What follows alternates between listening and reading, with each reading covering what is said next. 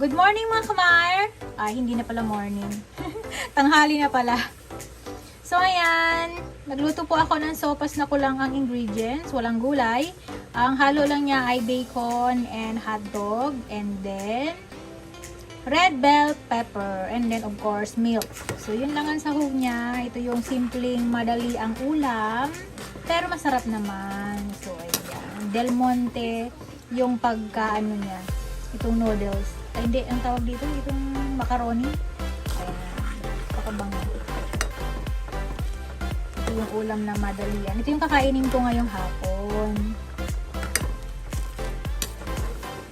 Kamusta naman kayong lahat? Pa-short video muna tayo, ha? Kasi, busy ako sa aking Lazada at Shopee. Kaya hindi masyado nakakapag-vlog ng magandang vlog. Kaya ito muna short video ang mai-content natin. So, ayan, kain tayo mga kamar ng sopas.